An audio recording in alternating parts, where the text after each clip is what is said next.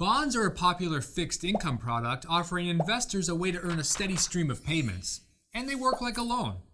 You lend money to an entity that needs it, and in return, they pay you interest on a fixed schedule. Bonds have terms that range anywhere from a year to 30 years.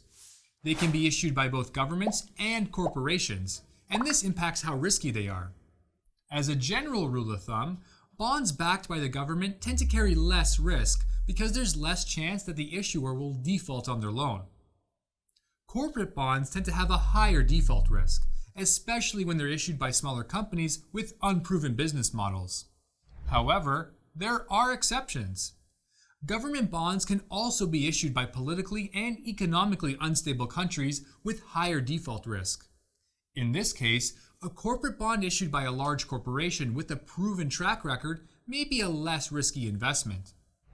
These nuances are typically reflected in a bond's credit rating. Bonds are rated by credit rating agencies that assess the creditworthiness of the borrower, meaning how likely they are to pay you back. The exact scale depends on the agency, but A's are typically considered higher ratings than B's, B's than C's, and so on, kind of like your high school report card. Remember that it's best to also do your own research on the issuer before investing. Here's a closer look at how investing in bonds works. Let's say you buy $1,000 of a 3-year bond directly from the issuer. The $1,000 is called the par value. Bonds are typically issued at par value, and the value is usually $1,000.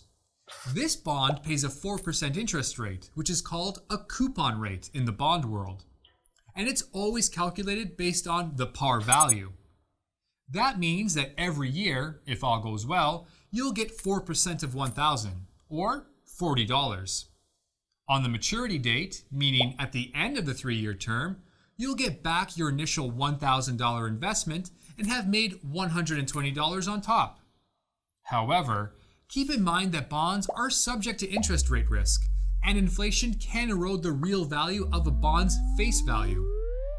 While some investors invest individually in bonds, the majority gain exposure to the bond market through fixed income mutual funds and exchange-traded funds. Check out the fund videos in our library to learn more. Have more questions about income investing? See our schedule of upcoming webinars and masterclasses for instructor-led content and live insights from industry guest speakers.